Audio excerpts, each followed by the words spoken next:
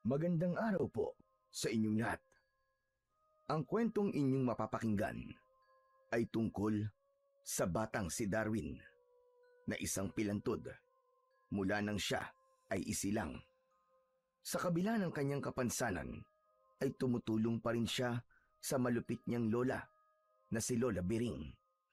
Araw-araw ay umaakyat siya sa bundok kasama ang matanda nilang kabayo na si Kalbo. At sa pagkamatay ng kabayo ni na Darwin, ay isang puting kabayo ang natagpuan niya sa bundok. May kakaibang naramdaman si Darwin sa naturang kabayo hanggang sa dumating ang mga gabi na nagsimulang matakot ang lahat ng mga tao sa kanilang baryo dahil sa pagsalakay ng isang nilalang. Ano ang kayang gawin ng isang pilantod na gaya ni Darwin upang iligtas ang kanilang baryo mula sa mga aswang? At anong tulong ang makukuha niya mula sa puting kabayo na natagpuan niya sa bundok? Ngunit bago po ang lahat, mga idol, huwag po nating kalimutang mag-subscribe, mag-like at i-hit ang notification bell sa aking YouTube channel na The Voice Addict at Apong Isaak, para sa mas marami pang makapigil hininga na kwentong aswang at katatakutan mula sa mundo ng kababalaghan. Umpisahan na po natin ang kwento. Umiiyak na umuwi sa kanilang bahay ang 11 taong gulang na batang si Darwin. Halos hindi siya makahinga dahil sa pag-iyak. Hawak niya sa isang kamay ang tali na nakakonekta sa kabayo niya na si Kalbo. Pinangalanan niya yon ng ganun dahil wala itong buhok. Sa isa naman niyang kamay ay tangan niya ang kanyang saklay na putol sa gitna. Kailangan ni Darwin ng saklay dahil isa siyang pilantod. Payat ang kaliwang binti at paa niya. Yun ay naging epekto nang magkaroon siya ng polio nung sanggol pa lamang siya. Nakita si Darwin ng kanyang Lola Biring. Imbis na maawa, ay napakunot ang noo ng matanda. Darwin, ano tumiiyak ka na naman? Hindi ba sabi ko, ayoko nang uuwi ka rito nang umiiyak? Inaway na naman po kasi ako ng mga bata. Hindi pa po sila nakontento sa panglalait sa akin. Napilantod po ako. Sinira pa po nila ang saklay ko. Bakit kasi hindi ka lumaban? Ang sabi ko sa'yo, kapag may nanunokso sa'yo ay lumaban ka. Hampasin mo na saklay mo, hampalusin mo. Kaya ka inaapi ng mga bata rito ay dahil hindi ka lumalaban. Pero Lola, paano naman po ako lalaban sa kanila? Pilay po ang isa kong paa, tapos ang dami pa po nila. Natatakot po ako na baka kapag nilabanan ko po sila, pagtulungan po nila ako at bugbugin. Ayan, yan pa ang isang problema sa'yo. Puro ka na lamang takot, takot, takot.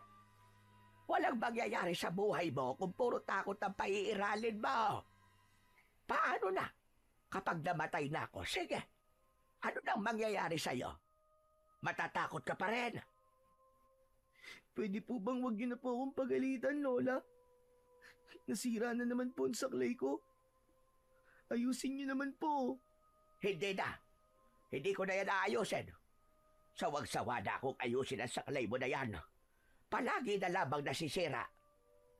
Ano po? Pero Lola, paano na po ako makakalakad kung wala po akong saklay? Pwes, masanay kang maglakad ng walang saklay. Tutal palagi yung sinisira ng mga bata. Kaya mas mabuti pang wag nang ayusin yung saklay mo. Mahihirapan po akong umakit sa bundok kung wala po akong saklay. Hindi ka pa marunong makaintindi. Ang sabi ko ay sanayin mo ang sarili mo na maglakad ng walang saklay. Sa kanong silbi ng kabayong yan kung hindi mo sasakyan? Pambihira kang bata ka. Sakyan mo yan kapag aakyat at bababa ka sa bundok. Napakasimple ang solusyon sa problema mo. Matuto ka ngang mag-isip at huwag mong inaasa ang lahat sa akin. Pero matanda na po kasi si Kalbo, Lola. May hihirapan po siya kapag sumakay po ako sa kanya.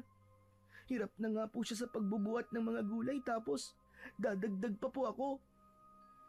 Kung ang kabayong yan ang mas iisipin mo kaysa sa sarili mo, aba, bahala ka. Sige na, sige na. Ayusin mo na ang mga gulay para maibenta ko na ang mga yan. Masyado ka nagsasayang ng oras. Walang imik na sinunod ni Darwin ang utos ng kanyang lola Biring. Huminto na siya sa pag-iyak habang awang-awa siya sa kanyang sarili. Kahit nahihirapang maglakad ng walang saklay, ay pilit pa rin siyang humakbang. Ilang beses siyang nabuwal, ngunit kahit isang beses ay hindi siya tinulungan ni Lola Biring. Nakataas ang noo na pinanood siya ng matanda hanggang sa makarating siya sa likod ng bahay. Itinali ni Darwin si Kalbo sa puno ng mangga. Kinuha niya ang upuan na siyang tinutungtungan niya upang kunin ang 2 tiklis na nasa likod ng kabayo. Nakakabit ang mga tiklis sa palangka o yung bagay na inilalagay sa likod ng kabayo para may upuan ang sasakay dito. Matapos maibaba ni Darwin ang mga tiklis, ay hinugasan niya na ang mga gulay sa balon. Meron siyang naani na pechay, mustasa, talong at okra. May maliit na lupa si Lola Biring sa bundok. Ang lupang yun ay ginawa nitong taniman ng iba't ibang klase ng mga gulay. Si Darwin ang umaakyat sa bundok para mag-ani, habang ang lola naman niya ang naglalako ng mga gulay na makukuha niya. Ang kabayong si Kalbo ang katulong ni Darwin sa pagdadala ng mga gulay pababa ng bundok. Matanda na si Kalbo nang mabili yun ni Lola Biring nung nakaraang taon. Matapos mahugasan ang mga gulay, ay inilagay na ni Darwin ang mga yun sa bilao. Kinuha na yun ni Lola Biring para ibenta. Magsaing ka mamaya ha. Dapat pagbalik ko ay nakaluto ka na. Baka naman unahin mo pa ang pakikipaglaro kay Rodel. Lola, hindi niyo pa muna aayusin yung saklay ko bago po kayo umalis? Hindi ba sinabi ko sa'yo kanina ay mag-aral ka ng maglakad ng walang saklay? Tigilan mo na nga ako at nasasayang ang oras ko sa'yo. Wala nang nagawa pa si Darwin nang umalis na si Lola Biring. Bumalik siya sa likod ng bahay at doon ay nilapitan at kinausap niya ang kabayong si Kalbo. Kalbo, paano na kaya to? Paano na ako makakakit ng bundok? Ngayong sira na naman ang aking saklay. Ayaw naman tong ayusin ni Lola Biring. Siguro nagsawa na siya sa pag-ayos ng saklay ko kasi maraming beses na itong nasira eh. Nagulat si Darwin nang marinig niya ang malakas na pagtawag ng nag-iisa niyang kaibigan na si Rodel. Hinayaan lang niya yon hanggang si Rodel na mismo ang nagtungo sa likod ng bahay. Pagkakita nito kay Darwin ay napanganga ito sa labis na gulat. Aba, Darwin, anong himala to? Wala ka yata saklay ngayon. Nakakalakad ka na ba? Sana nga ay nakakalakad na ako, Rodel. Kaya wala akong saklay kasi sinira na naman ni Waldo tsaka ng mga kaibigan niya. Na naman? Ano ba napapala nila sa pagsira ng saklay mo? At palagi nilang ginagawa yun. Pambihira naman sila, oo. Hindi ko rin alam sa kanila eh. Parang natutuwa kasi sila kapag nakikita nila akong nahihirapang maglakad eh. O ano? Gusto mo ba resbakan natin si Waldo? Alam mo, matagal na akong pikon sa pagmumukha nun eh. Ako ang susuntok, tapos ikaw naman nasisipa. Kita mo? Pati ikaw tinutukso mo rin ako. Ako pa talaga ang sisipa ah. Pilantod nga ako eh. Biro lang. Pinapatawa lang naman kita eh. Pero ipaayos mo na lang sa lola mo saklay mo. Hindi ba ganun naman ang ginagawa niya kapag nasisira yun? Wala na. Ayaw na ni Lola na ayusin yung saklay ko. Nagsawa na siguro siya. Ang sabi niya, sanayin ko na lang daw ang sarili ko na maglakad ng walang saklay. Alam mo, minsan may pagkasadista din yung Lola Biring mo. Paano na tayo makakapaglaro niyan? Ngayong wala ka na saklay. Ewan ko. Baka nga tama si Lola. Dapat sanayin ko na ang sarili ko na maglakad ng walang saklay. Pambihira ka, napakadali mo naman sumuko. Nasa ba saklay mo? Ako na lang mag-aayos kung ayaw ni Lola Biring. Itinuro ni Darwin kay Rodel ang kinaroroonan ng kanyang saklay. Kinuha yun ni Rodel sa silong ng kubo at napapailing nito yung tinignan. Sige. Ako nang bahala rito. Nandito pa naman ang telang tinali rito ng lola mo. Kaya madali lang tong ayusin. Kaya mong ayusin yan? Yung hindi na mapuputol? Kaya kong ayusin, pero hindi ko may papangako na hindi na mapuputol to. Ano ba tingin mo sa akin? Marunong mag-magic? Sinimulan ng ayusin ni Rodel ang putol na saklay ni Darwin. Muli nitong inikot ng mahigpit ang tali na siyang nagsosuporta sa saklay. Makalipas ang ilang sandali ay maayos na ulit yun at nakangiting inabot yun ni Rodel kay Darwin. Oh, kita mo na? Maayos na ulit. Wala ka nang dapat problemahin. Mabuti naman. Maraming salamat, Rodel ha. The best ka talagang kaibigan kahit kailan. Paano hindi ako magiging the best? Ako lang naman ang nag-iisa mong kaibigan. De, biro lang. Baka masaktan ka na naman kasi isa lang ang kaibigan mo. O sige na, testingin mo na yung saklay mo. Sigurado ako na matibay ang pagkakagawa ko riyan. Kasi napakahigpit ng pagkakatali ko dyan eh. Tumango ng nakangiti si Darwin. Inipit na niya sa kanyang kilikili ang saklay at nagsimula siyang maglakad sa tulong nun. Ngunit isang hakbang pa lamang ang nagagawa niya nang muling naputol sa gitna ang saklay. Kaya naman, natumba sa lupa si Darwin. Aray! Aray ko! Aray! Oh, ano nangyari? Bakit nasira ka agad? Darwin, akala ko ba matibay nito? Isang hakbang pa nga lang nasira na kaagad. Hindi ko rin alam eh. Sigurado ko na maganda ang pagkakatali ko dyan. Akin na nga at aayusin ko na lang ulit. Hindi, wag na Rodel. Salamat na lang. Si Lola lang talaga ang may kayang ayusin tong saklay na to. Siguro nga tama si Lola Biring. Kailangan ko na masanay na maglakad ng walang saklay. Baka nga hindi pwedeng habang buhay ako nakadepende sa saklay. Kasi baka ako rin ang mahirapan kapag nagtagal. Naku, mukhang mahihirapan ka eh. Ang tagal mo nang gumagamit ng saklay, di ba? Wala na akong magagawa, Rodel. Kailangan ko masanay na simula sa araw na to ay hindi na ako gagamit ng saklay kahit kailan. Paano ang pag-akyat at pagbaba mo sa bundok? Baka pag wala kang gamit na saklay, magpagulog-gulong ka na lang dun pababa. Teka, alam ko na. Sakyan mo na lang si Kalbo. Yan din ang sinabi sa akin ni Lola kanini. Pero ayokong gawin yun. Kawawa naman si Kalbo.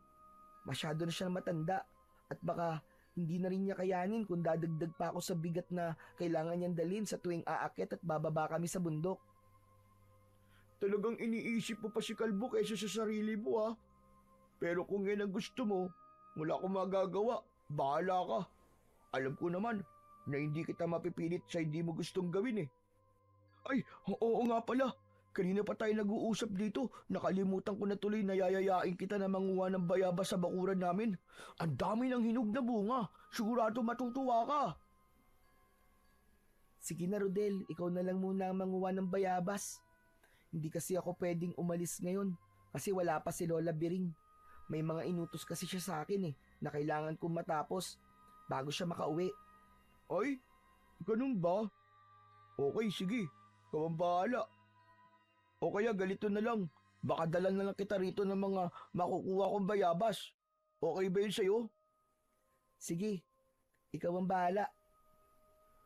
Matapos yung sabihin ni Rodel, ay umalis na ito Habang pinagmamasdan ni Darwin ang kaibigan niyang si Rodel na naglalakad palayo, ay hindi niya naiwasan ang makaramdam ng inggit.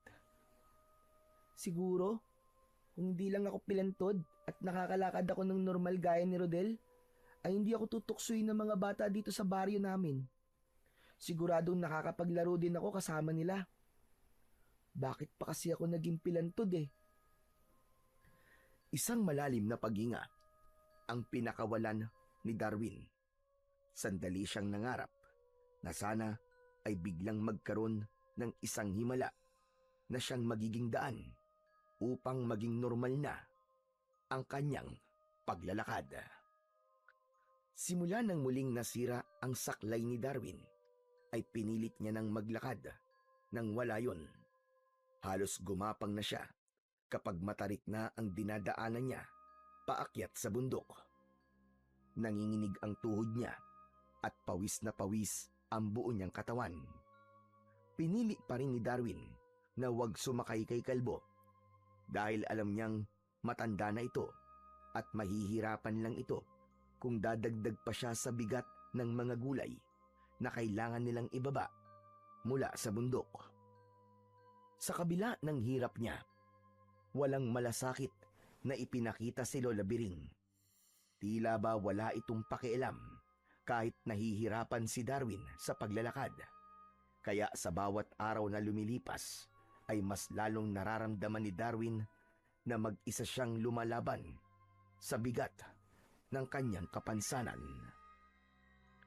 Isang araw, kumalat sa buong baryo na may isang aswang ang umaatake roon tuwing sasapit ang dilim.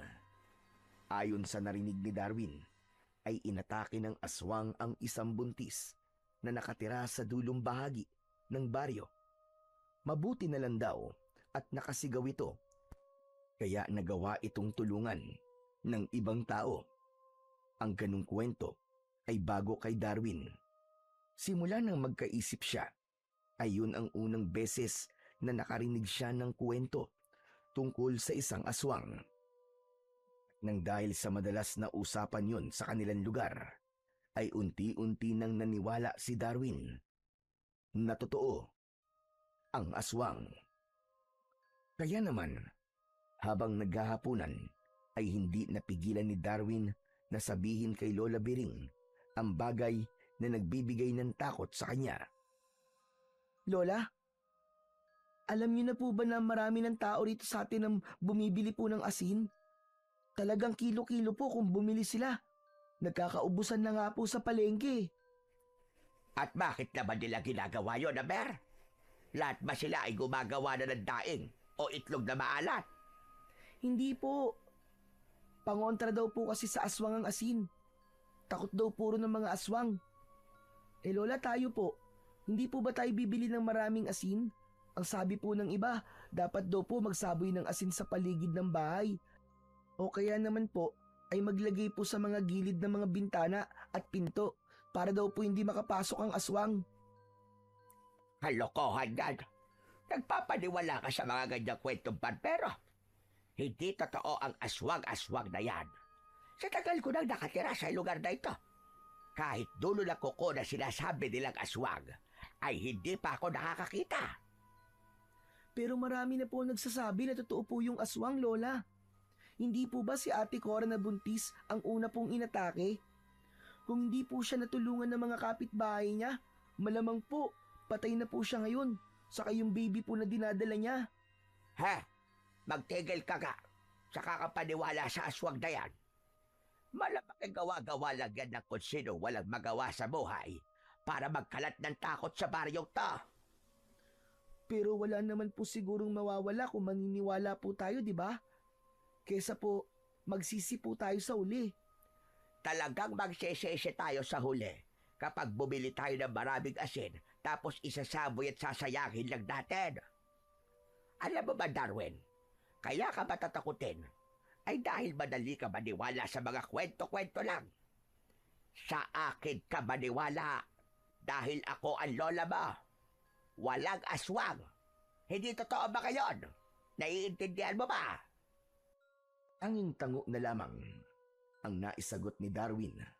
Kahit ang totoo ay natatakot pa rin siya dahil wala silang proteksyon mula sa aswang.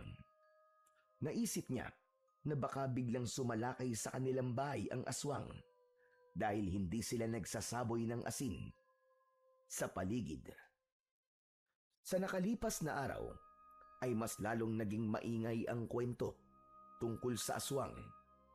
Nadagdagan ang mga taong nagsasabi na nakita nila ang aswang habang ang iba naman ay muntik na raw atakihin at patayin ng naturang nilalang. Nang dahil sa mga ganong kwento, ay mas lumala ang takot ni Darwin, lalo na sa tuwing sumasapit ang gabi. Kasabay nun ay patuloy pa ring nahihirapan si Darwin sa paglalakad nang walang saklay. Naging mabagal tuloy ang pagkilos niya nang dahil doon. Madalas din siyang matumba, lalo na sa tuwing umaakyat siya sa bundok. Isang umaga, nakarating na si Darwin sa kanilang bahay kasama ang kabayong si Kalbo. Galit na lumabas si Lola Biring mula sa kanilang kubo. Natakot si Darwin dahil may dala itong pamalong kawayan. Ano't ganun ka lang dumating, ha? Hindi mo ba alam kung anong oras na? Malapit na mag-alas 12 ng tanghali. Sa tingin mo ba ay may bibili pa ng mga gulay sa akin na ganitong oras? Kung karamihan sa mga tao ay nakapagluto na ng kanilang pagkain. Pasensya na po, Lola. Anong pasensya?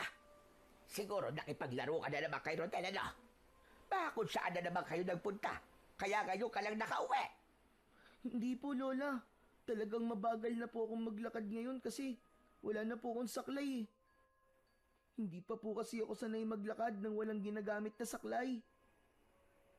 Sandaling natahimik si Lola Biring. Inakala ni Darwin na papaluin siya nito gamit ang hawak nitong kawayan. Ngunit biglang itinapon ng matanda ang kawayan sa paanan ni Darwin. Yan ang gamitin mong tungkod para maging mas mabilis ang paglalakad mo. Pero hindi po ako sanay sa tungkod eh. Mas sanay po ako sa saklay. Baka po pwedeng ayusin niyo na po ang saklay ko, Lola, para mas mabilis na po ako maglakad. Napaka-arte mo. Magpasalamat ka nga't meron kang tungkod kesa wala. Saka mas mabuti na ganyan. Para kapag nasira ay madaling palitan. Sige na. Ayusin mo na ang mga gulay sa likod. At para maibenta ko na mga yan. Kapag yan hindi na ubos ngayon, ipapalamon ko ang lahat ng yan sa'yo. Buisit na batay ka. Bagsak ang balikat na kinuha ni Darwin ang kawayan at ginamit niya yung tungkod habang naglalakad. Hirap pa rin siya dahil hindi yun gaya ng saklay na mas madaling nasusuportahan ang kanyang bigat. Ngunit ganun pa man, pinilit pa rin niyang gamitin ang tungkod upang hindi na siya pagilitan ni Lola Biring.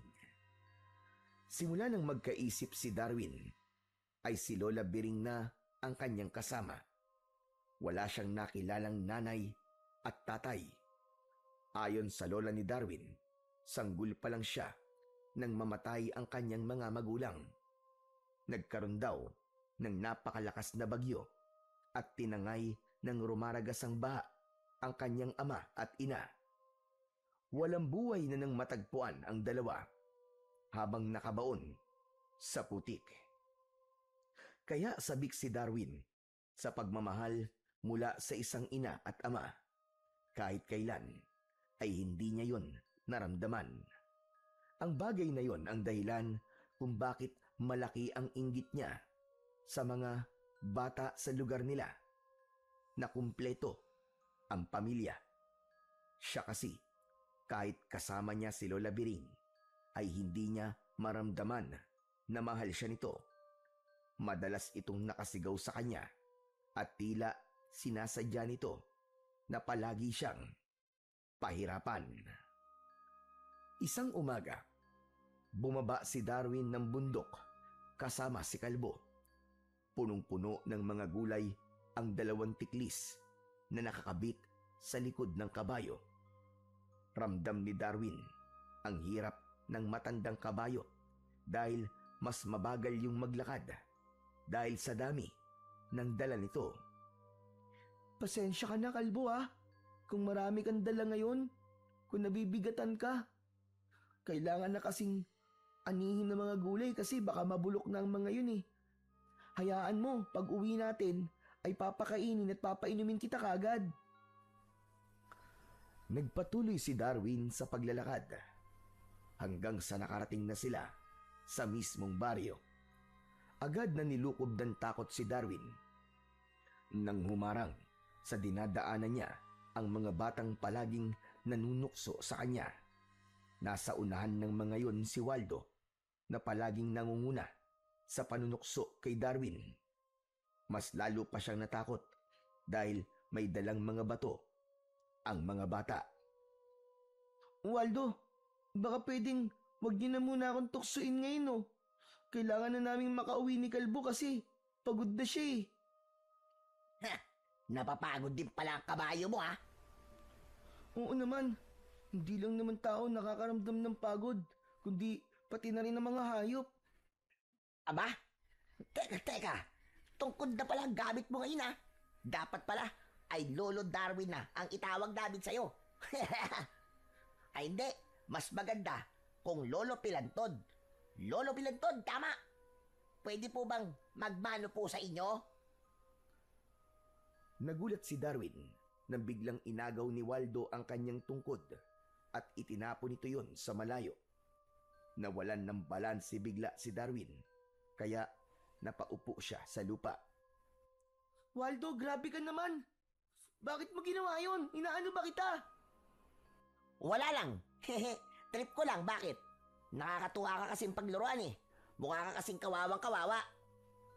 Hindi ba kayo napapagod sa ginagawa niyo sa akin? Hindi pa ba kayo masaya na ilang beses yun na akong tinutokso at pinapahirapan?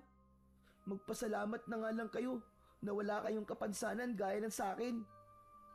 Nagpapasalamat kami kasi hindi kami pilantod na kagaya mo. Pinilit ni Darwin ang tumayo. Hindi na siya nagsalita sapagkat alam niya na kahit anong sabihin niya ay hindi siya maiintindihan ni Waldo.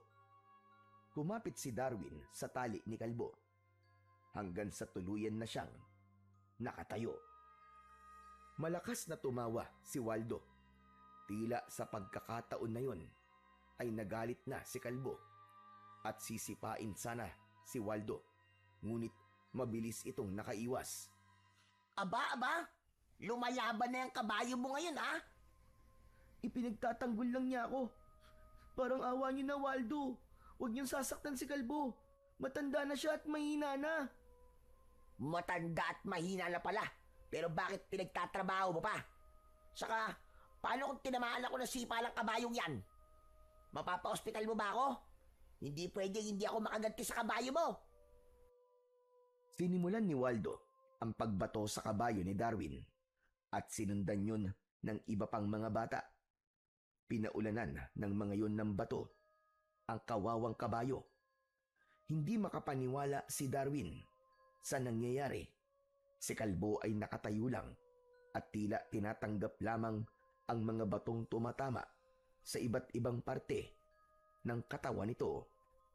Iniharang ni Darwin ang sarili upang protektahan ang kanyang kabayo. Tama na! Tumigil na kayo! Tama na! Nasasaktan na si Kalbo! Dapat lang yan sa kabayo mo, Lolo Pilantod! Tumigil na kayo! Parang awa niyo na, ano ba? Tama na! Maawa na kayo! Hanggang sa isang bato ang tumama sa noo ni Darwin na nagbigay sa kanya ng sugat. Umagos ang dugo mula roon papunta sa kanyang muka. Bagya siyang nakaramdam ng pagkahilo at saglit na nanlabo ang kanyang paningin. Ngunit nanatili siyang nakatayo upang protektahan si Kalbo. Hanggang sa dumating si Rodel kasama ang alaga nitong aso na kulay itim. Nakatali yun pero binitiwan nito ang tali. Lagim, lapain mo ang mga batang yan. Unahin mo si Waldo kasi amoy na kulob na higaan. Galit na sinugod ng aso ni Rodel na si Lagim ang mga bata. Natakot ang mga yon at tumakbo ang mga yon palayo kasama si Waldo. Nang wala na sina Waldo, ay nilapitan kagad ni Rodel si Darwin. Hala, ang daming dugo na sugat mo. Ayos lang ako. Si Kalbo, siya ang napuruhan. Oo nga, ang dami niyang sugat. Napakasama talaga ng ugali ng Waldo na yun. Sumusobra na siya. Kailangan ko na siyang maiuwi para malagyan na ng gamot ang mga sugat niya. Salamat pala, Rodel ah. Kung hindi ka dumating, malamang hanggang ngayon ay binabato pa rin kami ni na Waldo. Pero hindi mo na dapat sila pinahabol sa aso mo. Huwag ka mag-alala kasi hindi nangangagat si Lagim. Nanglala pa lang. Hindi, biro lang. Tinakot ko lang si na Waldo. Ang mabuti pa ay umuwi na tayo sa inyo. Kailangan ding magamot yung mga sugat mo. Inuwa ni Rodel ang tungkod na kawayan at ibinigay nito yun kay Darwin. Inalalayan siya ni Rodel sa paglalakad. Ngunit imbis na mag-alala si Darwin sa kanyang sarili, ay mas nag-alala siya para sa alaga niyang kabayo na si Kalbo. Kapansin-pansin na tila nanghihina yon dahil maraming beses yung huminto sa paglalakad na parabang pinipilit lang nitong ihakbang ang mga paa nito. Nang makarating na sila sa bahay ni na Darwin, ay biglang nabuwal si Kalbo. Malakas yung bumagsak sa lupa at habol nito ang paghinga. Nilukob ng labis na pag-aalala si Darwin. Umupo siya sa tabi ng kabayo at hinawakan niya ang katawan nito. Hindi na napigilan ni Darwin ang mapaiyak sa labis na pag-aalala. Kalbo, huwag mo akong iiwan ha. Huwag kang mamamatay ha. Lumaban ka, Kalbo. Parang nangihina na talaga siya, Darwin. Kalbo, pakiusap. Lumaban ka naman oh. Parang awa mo na, Kalbo. Huwag kang mamamatay. Biglang lumabas si Lola Biring mula sa kanilang kubo. Bagamat nagulat ito nang makita ang nakahandusay na kabayo, ay mas pinili pa rin ito ang magalit kay Darwin. Darwin, ano't napakalakas ng pag-iyak mo? Nakakahiya ka sa mga kapitbahay. Baka isipin nila na namatayan ka. Lola, parang ganun na nga po. Di niyo po ba nakikita na parang mamamatay na po si Kalbo? Tsaka talagang inuna niyo pa pong pagalitan si Darwin kaysa mag-alala kasi puno na po ng dugo ang mukha niya. Eh mukhang hindi pa naman mamamatay ang apo ko eh. Saka ano bang nangyari? Pinagbabato po ni na Waldo si Kalbo. Siyempre, prinotektahan po ni Darwin si Kalbo. Kaya pati po siya ay tinamaan ng bato. Eh ganun naman pala eh. Kasalanan mo naman pala. Kaya ka nagkasugat sa noo, Darwin. Sino ba naman kasing nasa matinong pag-iisip ang ihaharang ang sarili sa binabatong hayop? Pero hindi lang po basta hayop si Kalbo. Kaibigan ko po siya. Saka siya po ang tumutulong sa atin sa pagkuha po ng mga gulay. Kung hindi po dahil sa kanya, wala po tayo may bibendang gulay. Hayaan mo nang mamatay na si Kalbo. Matanda naman na talaga yan. Pumasok ka na sa loob at lilinisan ko ang sugat mo. Ayoko po. Si Kalbo po muna ang unahin niyo. Hindi na po siya gumagalaw, Lola. Bihira itong batang ito. Veterinaryo ba ako para ako gumamot sa kabayong yan? Kung ayaw mo linisan at gamutan ko ang sugat mo ay bahala ka sa buhay mo. Basta't wag mo akong sisisiin kapag na-infection yan. Umalik na si Lola Biring sa loob ng kubo. Kahit konting pag-aalala mula sa matanda, ay walang naramdaman si Darwin. Patuloy sa pag-iyak si Darwin sa tabi ni Kalbo. Hindi niya alam kung ano ang gagawin niya ng sandaling yon. Para sa kanya ay hindi lang isang kabayo si Kalbo. Kaibigan ang turing niya rito at yun ang hindi naiintindihan ni Lola Biring. Sa kasamaang palad, tuluyan na ngang binawian ng buhay ang kabayong si Kalbo sa araw na yon. Ang gusto sana ni Darwin ay ilibing ang kabayo, ngunit tinutulan yon ni Lola Biring. Agad na naghanap ang matanda ng bibili ng patay na kabayo para sa karne nito, at nang makahanap ito ay ibinenta nito si Kalbo. Labis ang pagluluksa ng batang si Darwin dahil sa pagkawala ng kanyang kabayo na mahigit 3 taon niyang nakasama. Kaya naman hanggang sa hapunan ay umiiyak siya. Halos hindi niya magawang galawin ang kanyang pagkain dahil wala siyang gana. Ano ba, Darwin? Pwede ba tumigil ka na sa pag-iyak mo?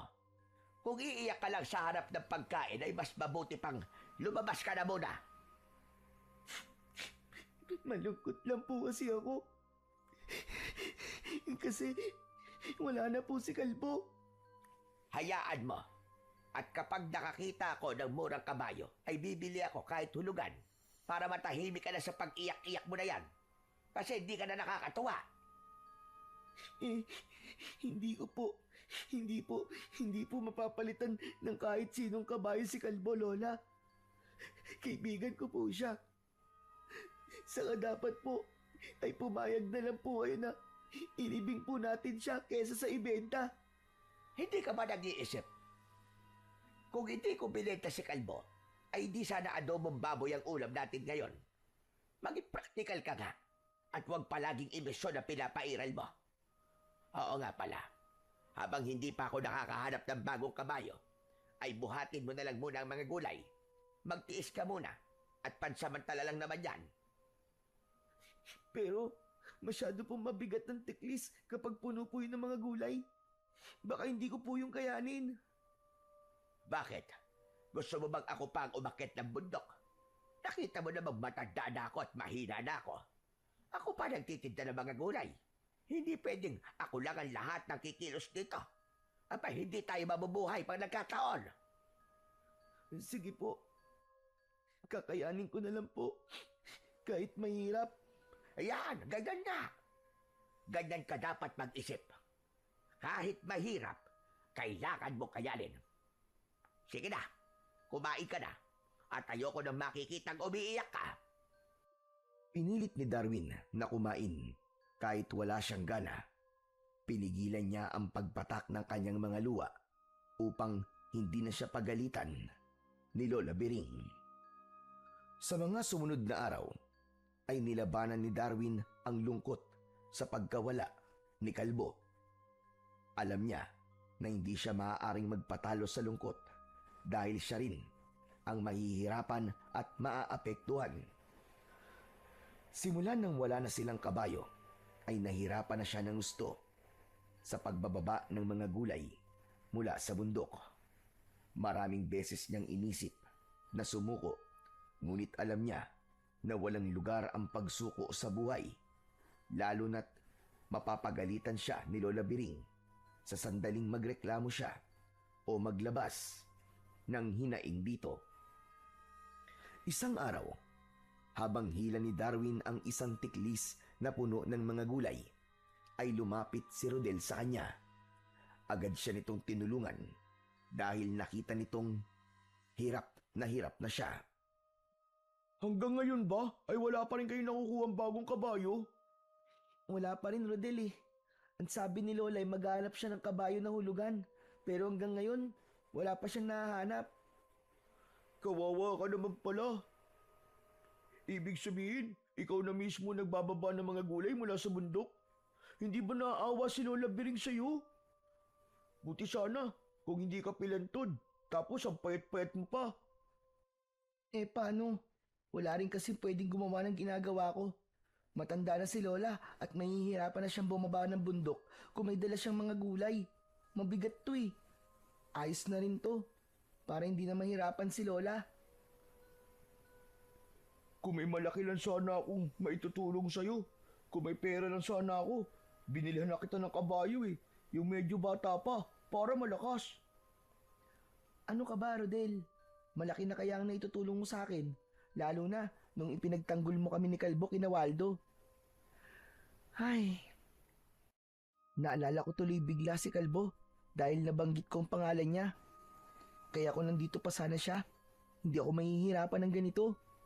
Sinabi mo pa, pero isipin mo na lang na mas mabuti na rin yung nangyari na yun kay Kalbo para makapagpahinga na siya. Hindi ba ikaw na mismo nagsabi sa akin dati na matanda na at mahina na si Kalbo? Ang totoo, yan talaga ang iniisip ko ngayon, Rodel. Iniisip ko na kung nasan man siya ngayon ay hindi na siya nagbubuhat ng tiklis na puno ng mga gulay. Hindi na siya mahihirapan. Tumatakbo na lang siya kasama ang mga kabayong kagaya niya. Malaya na siya. Oo nga pala, maiba ko. Grabe na pala talaga ang mga kaganapan dito sa baryo natin, no? Dahil ba sa aswang? Oo, dahil nga sa aswang. Bakit? Ano naman bagong kwento tungkol sa aswang? Kilala mo naman siguro si Mandidong, di ba? Oo, yung nagtitinda ng balot at penoy. Bakit? Ano nangyari sa kanya? Alam mo bang nasa ospital siya ngayon kasi natake siya ng aswang kagabi? Muntik na nga siyang mamatay sa dami ng mga sugat na nakuha niya sa pag-atake ng aswang eh. Mabuti na lang at nakasigaw daw si Mandidong at nakagapang siya papunta sa bahay na nagbukas para sa kanya. Sigurado raw ba na aswang talaga may gawa nun kay Mang Didong? Oo naman. Sino pa ba ang gagawa ng ganong karumal-dumal na bagay, di ba? Kundi aswang lang. Bakit parang sa tanong mo hindi ka naniniwala sa aswang? Sabi kasi ni Lola, wag daw ako maniniwala sa aswang kasi hindi naman daw yun totoo. Anong hindi totoo? Sa dami ng nakakita sa aswang at may ilan na ring nabiktima, hindi pa rin siya naniniwala. Pambihira naman yan, Lola mo. Ewan ko ba? Saka na lang siguro ako maniniwala kapag nakita ko na mismo yung aswang na yun. Naku, Darwin, wag mo nang pangarapin na makita mo yung aswang. Kasi malamang kapag nakita mo yun, ay papatayin at kakainin ka niya. Buti sana kung mabilis kang makatakbo. Alam mo naman, kapag hinabol ka ng aswang, ay madali kanyang maaabutan. Ayoko na lang sabihin kung bakit. Oo na, alam ko na yun. Kasi pilantod ako. Hindi mo na kailangan sabihin sa akin. Ayoko nga sabihin kasi nga baka isipin mo na tinutukso kita. Hindi naman. Ayos lang naman, Rodel kapag ikaw ang nagsasabi na pilantod ako. Alam ko naman na hindi panunukso ang intensyon mo kapag sinasabi mong pilantod o pilay ako. Mabuti naman.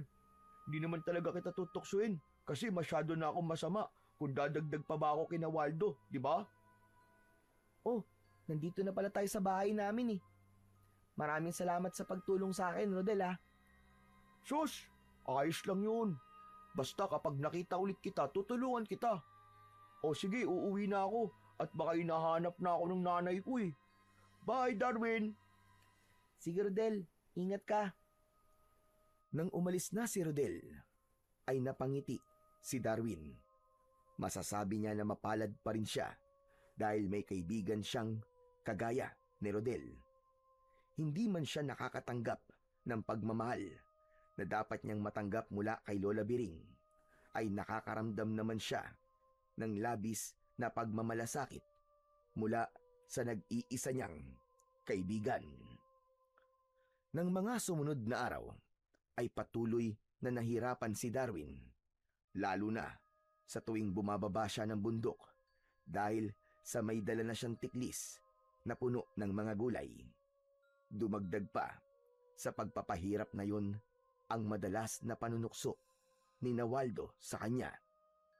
Kaya naman, mas lalo niyang pinatatag ang kanyang pagtitimpi at pagiging bingi sa mga panunuksong naririnig niya. Mas lalo ding tumindi ang takot ng mga tao sa kanilang baryo dahil sa isang bangkay ng babae ang natagpuan sa masukal na bahagi ng baryo. Wakwak ang tiyan ng babae at puno yun ng mga kagat at kalmot sa iba't ibang parte ng katawan. Ang unang pumasok sa isip ng mga tao ay aswang ang pumaslang sa naturang babae. Isang umaga, habang pinanonood ni Darwin si Lola Biring na inaayos ang mga gulay na ilalako nito, ay ipinahayag niya ang kanyang nararamdaman na takot. Lola, may natagpuan po palang bangkay ng babae dito sa atin. Grabe daw po yung pagkakapatay dun sa babae. Wakwak daw po yung tiyan. Sabi po ng mga tao, aswang daw pong may kagagawan nun. Hindi po kaya totoong may aswang na po dito sa atin, Lola? Baka po kailangan na po nating maniwala at gayahin na po natin ang ginagawa ng mga tao na nagsasaboy po ng asin sa paligid po ng bahay nila. Ayak ka na naman sa aswang-aswang na yan. Malamang, adik lang ang may gawa noon at hindi isang aswang. Palibasa, hindi nila nahuli yung totoong pumatay doon sa babae. Kaya sa aswang nila, isinisisi ang lahat. Lola, baka lang po kasi totoo po yung aswang eh. Gaya po kasi ng sinabi ko dati, mas maganda po kung maging handa na po tayo kaysa po magsisi tayo sa huli. Tumigil ka nga. Tigilan mo na ako sa kakaaswang-aswang mo na yan. Natutulog na ang tega ko sa'yo. Pambihirang bata ito. Oo nga pala. Hindi na ako bibili ng kabayo. Po? Pero bakit po, Lola? Akala ko po ba'y naghahanap po kayo ng kapalit ni Kalbo? Naghanap naman ako. At may mga nakita ko nagbebenta ng kabayo. Pero ayaw nila lang hulugan. Ang gusto nila ay buo kong babayaran yung kabayo nila. Wala naman tayong malaking pera. Kaya naisip ko na wag na lamang bumili. Lola, paano po ako? Ang ibig niyo po bang sabihin ako na lang po talaga magbababa ng mga gulay mula po sa bundok? Ganun na nga. Kaya mo yan. Diba, ilang araw mo nang ginagawa at saka mukhang nasasanay ka na. Sa totoo lang po, hirap na po ako, Lola. Alam niyo naman po na pilay po ako eh. Buti po sana kung wala po akong kapansanan at magiging mas madali po sana ang lahat. Ilala to, bakit ba dami-dami mo palagi reklamo? Magpasalamat ka na nga lang. Kasi dahil sa ginagawa mo na yan, kahit mahirap ay may nakakain ka sa araw-araw. Hindi gaya ng ibang mga bata dyan na kumakalam ang mga sikmura. Hindi na nagawang makasagot ni Darwin sa huling sinabi ng kanyang lola Biring. Alam niya na kahit anong paliwanag pa ang kanyang gawin, ay hindi nito papakinggan. Labis siyang nalungkot nang mapagtanto niya na araw-araw na siyang mahihirapan sa pag-akyat at pagbaba niya sa bundok dahil wala nang balak bumili ng kabayo si Lola Biring. Nang sumunod na araw, ay maagang nagising ang batang si Darwin. Matapos nilang mag-almusal ng kanyang lola, ay dinala niya na ang tiklis at nagtungo sa lupa nila sa bundok. Nagdilig muna siya ng mga tanim nila roon at isinunod niya ang pag-aani sa mga gulay. Habang abala siya sa pagpitas ng mga kamatis, ay natigilan siya nang makarinig siya ng halinghing ng kabayo sa kung saan. Nagtatakang lumingon sa paligid si Darwin. Inakala niya na nagkamali lang siya ng pagkakadinig. Ngunit nang muli niyang narinig ang halinghing ng kabayo, ay napagtanto niya na hindi yun isang guni-guni. Tuluyan nang tumayo si Darwin at muli siyang luminga. Kalbo? Kalbo, ikaw ba yan? Minumulto mo ba ako, Kalbo? Huwag mo naman akong multuin. Kahit kabayo ka, ay matatakot pa rin ako sa'yo. Sa pangatlong pagkakataon, ay narinig ni Darwin ang halinghing ng kabayo. Naging sunod-sunod na yon hanggang sa nagduda na siya na kaluluwa yun ni Kalbo na nagpaparamdam sa kanya. Kahit imposible na magkaroon ng kabayo sa bundok sa oras na yon, ay nagdesisyon pa rin si Darwin na hanapin ang naturang kabayo. Sinundan niya ang tunog ng kabayo hanggang sa nakita niya ang isang puting kabayo na nasa ilalim ng isang malaking puno. Teka, totoo ba to? Paano nagkaroon ng kabayo rito? Nilapitan ni Darwin ang kabayo. Napansin niya na hindi yun makaalis Sa kinatatayuan nito, isa-isa niyang tinignan ang mga paa ng kabayo.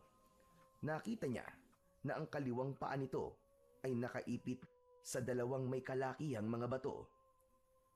Nako, ano ba nangyari sa'yo at naipit ang paa mo dyan?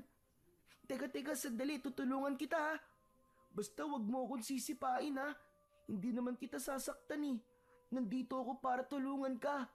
Huwag kang malikot ha. Ilit na tinanggal ni Darwin ang isang bato na umiipit sa paa ng kabayo. At nagtagumpay siya. Nang makawala na ang isang paa ng kabayo, ay bigla yung tumakbo pababa ng bundok hanggang sa tuluyan na yung nawala sa kanyang paningin.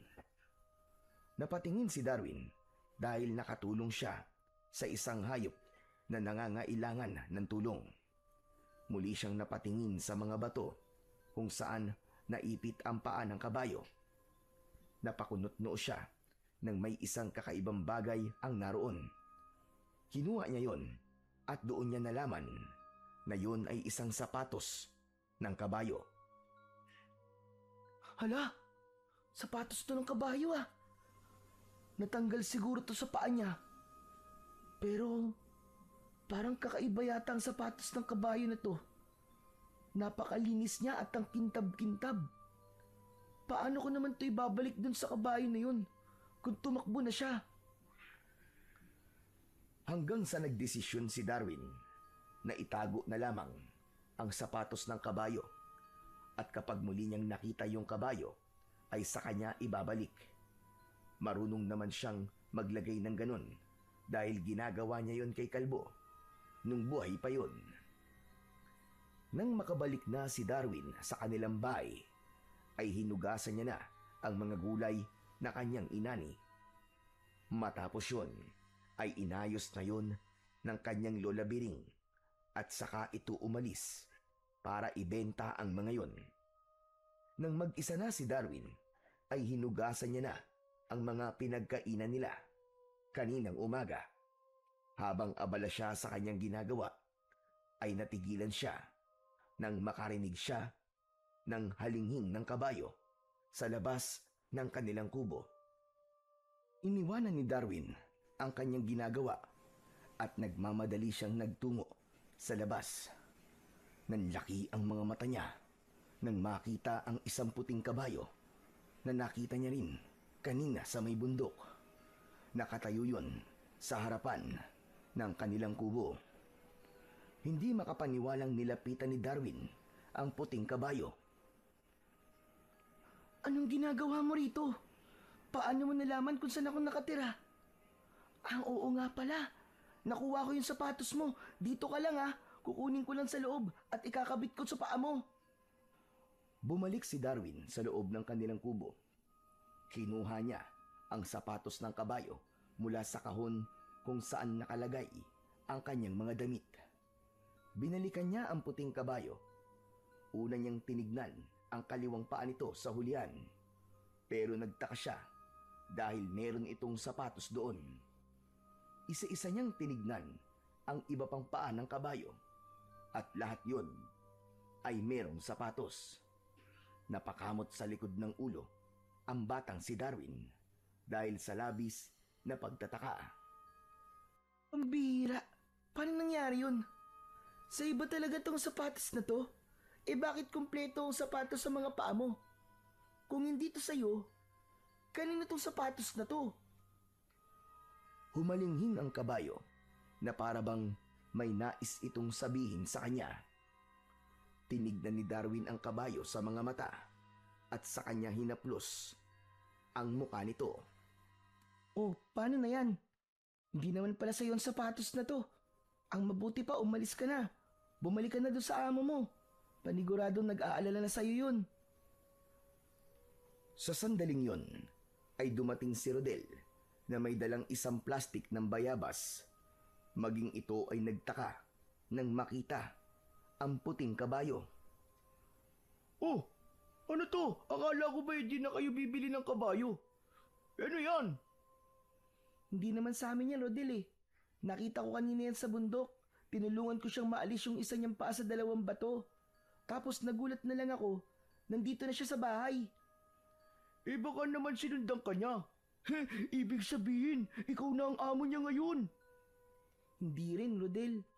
Tignan mo nga ang kabayo na yan, napakalinis at ang ganda ng balahibo. Halatang may nag-aalaga sa kanya. Kaya paniguradong meron siyang amo.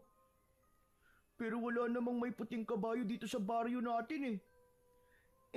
Malay mo sa kabilang baryo o kung saan baryo.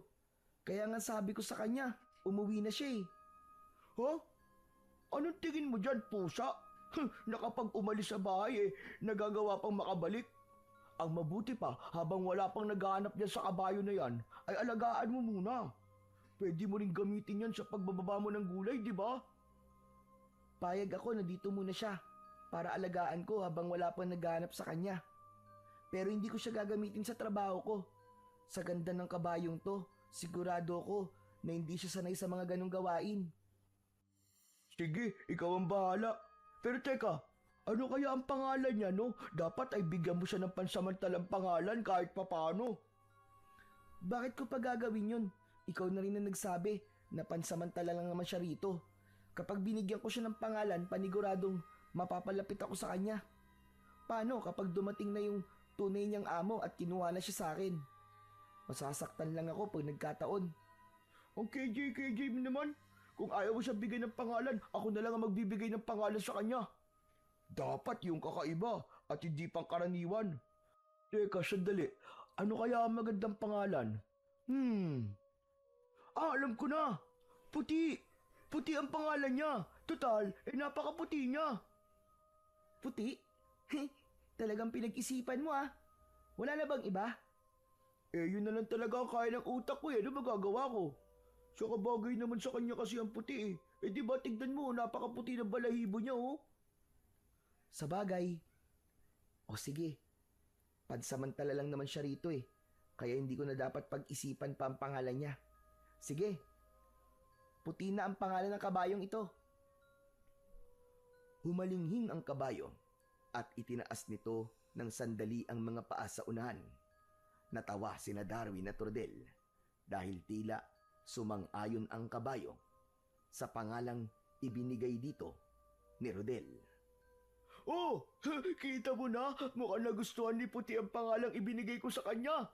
Napatalon siya sa tuwa Hindi maintindihan ni Darwin, pero habang nakatingin siya sa kabayong si Puti, ay parabang napakatagal niya na itong kasama. Magaan ang loob niya sa kabayo at alam niya na ganun din ito sa kanya. Ngunit ang kasiyahan niya ay biglang nawala nang pumasok sa isipan niya si Lola Biring. Hindi niya kasi alam kung ano ang magiging reaksyon ng lola niya kapag nakita nito ang kabayong si Puti. Habang hinihintay ni Darwin ang pagdating ni Lola Biring, ay walang pagsidlan ang kanyang kabang nararamdaman. Kahit inisip niya na magiging positibo ang reaksyon ng kanyang lola, ay hindi pa rin niya maalis ang kaba sa dibdib niya. Nang sumapit na ang 12:00 ng tanghali, ay nagsimula ng maghain ng pagkain si Darwin. Alam niya na anumang oras ay darating na si Lola Biring sa kanila. Hanggang sa narinig na niya ang malakas na pagtawag ng lola niya mula sa labas ng kanilang bahay.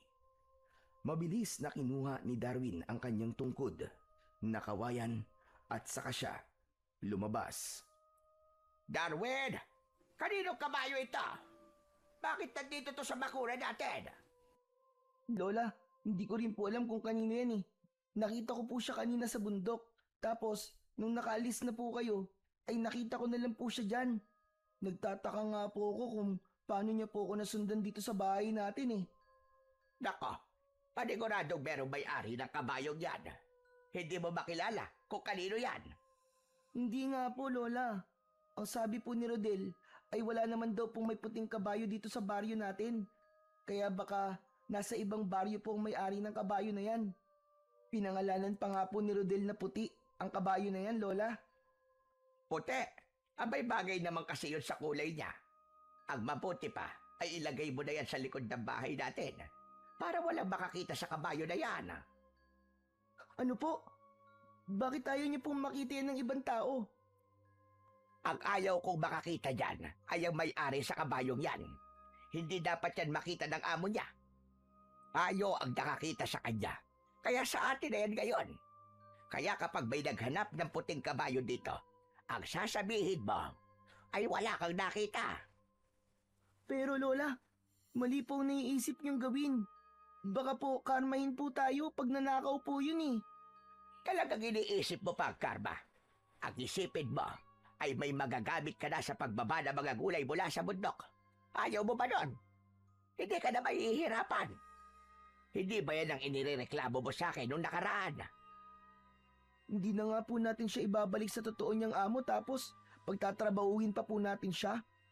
Sa impyerno na po ang punta natin yan kapag namatay po tayo, Lola. Tumigil ka bata ka.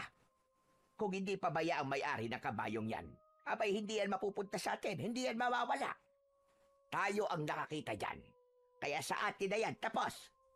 Ang gusto ko ay gamitin mo yan sa pagbababa ng mga gulay mo mula sa bundok para maging mabilis ang pagdala mo rito ng gulay. Hindi mo ba napapansin na simula lang mamatay si Kalbo ay tanghali na akong nakakapagtinda at palaging maraming natitira sa mga gulay? Lola, pero mali po talaga yung naiisip niyong gawin natin eh. Alam mo, hindi ka mapapakain ng pagiging mabait mo. Basta, sundin mo na lang ang sinabi ko sa'yo. Huwag ka na magsalita na kung ano-ano dyan. Kung hindi, masasaktan ka talaga sa akin. Nagkakaintindihan ba tayo? Pero Lola, Nagkakaintindihan ba tayo, Darwin? opo, susundin ko na po ang mga sinabi niyo. Mabuti naman kung ganon. Alay, sige na.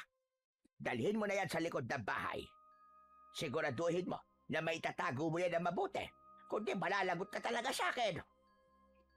Labag man sa kalooban ni Darwin, ay sinunod pa rin niya si Lola Biring. Kinuha niya ang tali noon ni Kalbo at itinali niya yun kay Puti. Matapos yun, ay dinala na niya ang kabayo sa likod ng kanilang bahay at itinali niya yon sa puno kung saan niya itinatali noon si Kalbo. Matiim na tinignan ni Darwin si Puti at may awa siyang naramdaman para rito. Puti, alam ko na malungkot ka ngayon kasi hindi mo kasama ang amo mo. Sorry din kasi hindi ko nagawang ipaglaban kay Lola ang tama. Ayoko kasi na magalit siya sa akin eh. Kaya dapat ay sundin ko kung anong sasabihin at iuutos niya sa akin. Pero Puti, huwag kang mag-alala kasi gagawa pa rin ako ng paraan para makabalik ka sa amo mo. Sa ngayon ay dito ka muna sa amin ha. Nangangako ko sa'yo na habang nandito ka ay aalagaan kita ng mabuti. Yun nga lang, kailangan mo akong tulungan sa trabahong ginagawa ko. Pero huwag ka mag-alala, aalalayan naman kita eh. Hindi ka mahihirapan. At sana, naiintindihan mo ako. Basta, aalagaan kita. Yan ang may papangako ko sa'yo. Hinaplos ni Darwin ang muka ng kabayong si Puti. Hindi man lang yun pumalag at sa paraan ng pagkakatingin ng kabayo sa kanya ay parabang naiintindihan siya nito. Simula noon ay isinasama na ni Darwin si Puti sa bundok. Ito na ang nagdadala ng tiklis na may laman na mga gulay pababa ng bundok. Inakala ni Darwin na hindi sanay sa ganoong gawain si Puti. Kaya labis siyang nagulat na walang kahirap-hirap nitong nagawa ang pagbaba ng mga gulay mula sa bundok.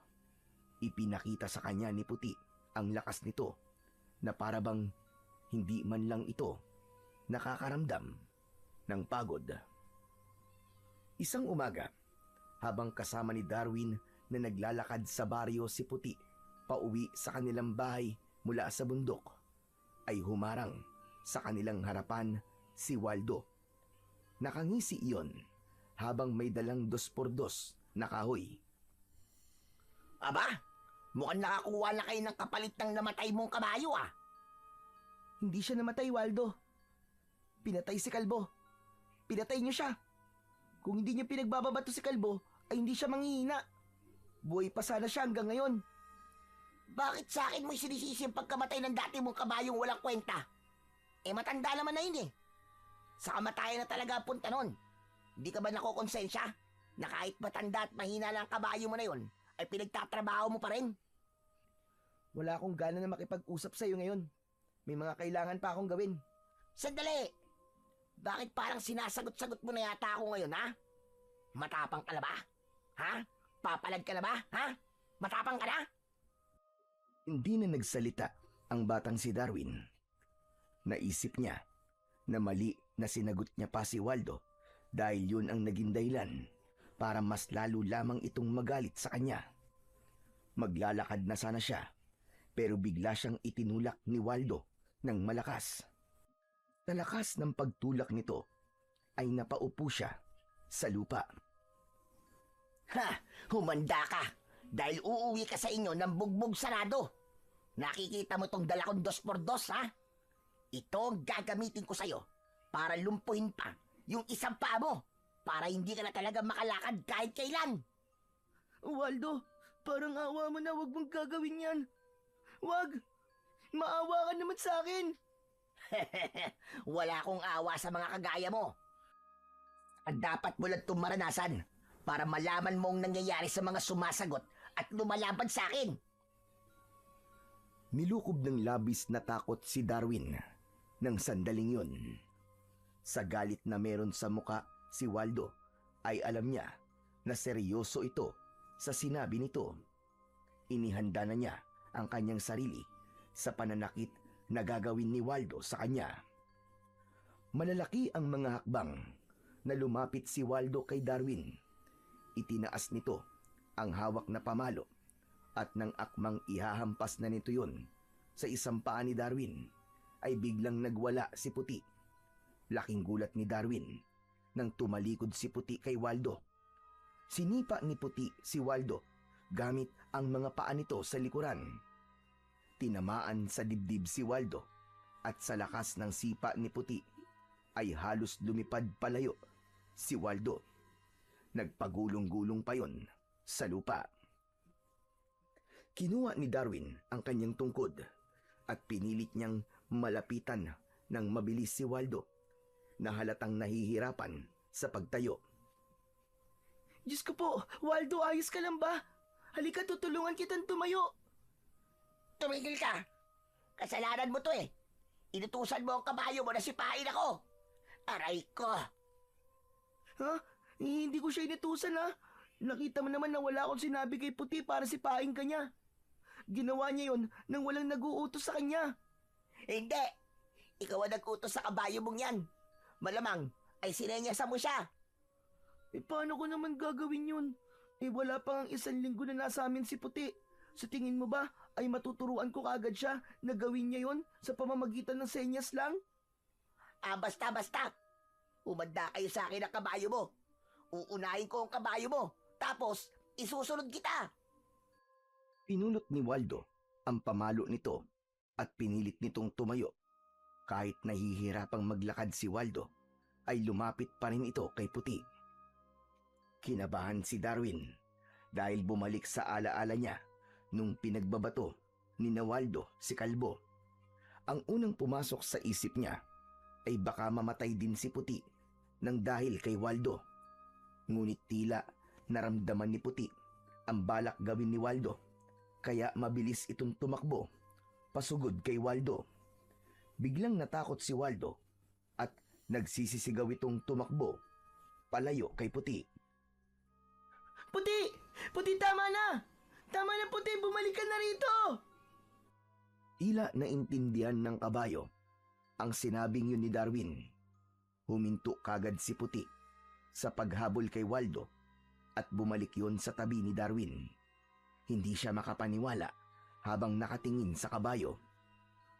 Puti, hindi mo dapat ginawa yun. Paano kung napatay mo si Waldo? Baka makulong tayong dalawa pag nagkataon.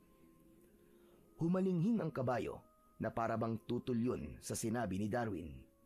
Tila sinabi nito na dapat lang kay Waldo ang ginawa nito Hindi na rin nagtagal doon sina Darwin at hinilan niya na si Puti pauwi sa kanilang bahay. Nang dahil sa ginawa ni Puti kay Waldo, ay naisip ni Darwin na matalinong kabayo si Puti. Malakas ang pakiramdam niya na ginawa yun ni Puti dahil nais siya nitong ipagtanggol mula kay Waldo. Tila natakot naman si Waldo sa ginawa rito ni Puti dahil napansin ni Darwin na hindi na siya nito muling tinukso kahit pa nakikita siya nito. Kapag makakasalubong niya si Waldo ay ito na ang umiiwas, lalo na kapag kasama niya ang kanyang kabayo. Dahil wala pa ring naghahanap kay Puti, ay nanatili ito sa pangangalaga ng batang si Darwin. Nasanay na rin siya na kasama niya ang kabayo sa pag-akyat at pagbaba sa bundok. Isang gabi, habang mahimbing na natutulog sina Darwin at Lola Biring, ay nagising si Darwin nang marinig niya ang paulit-ulit na halinghing ni Puti sa labas ng kanilang bahay. Ang unang pumasok sa isip niya ay baka may kung anong hindi magandang nangyayari sa kabayo, kaya pinuntahan niya ito sa likod ng kanilang bahay. Medyo kinabahan si Darwin nang makita niya si Puti na diretsong nakatingin sa kanya. May pag-aalinlangan siyang lumapit sa kabayo. Puti, bakit ang ingay mo? May problema ba? Saka hindi ka pwedeng mag-ingay ng ganitong oras kasi magagalit si Lola Biring kapag nagising siya. Baka mamaya saktan ka pa dun eh. Ngunit labis ang pagkagimbal ni Darwin nang biglang nagliwanag ng bagya ang buong katawan ni Puti. Matapos yun ay unti-unting nagbago ang anyo nito. Mula sa pagiging puting kabayo ay nagkaroon ito ng mabalahibong katawan ng isang tao. Malaki ang katawan nito at nakasuot ito ng bag na yari sa balat ng isang hayop.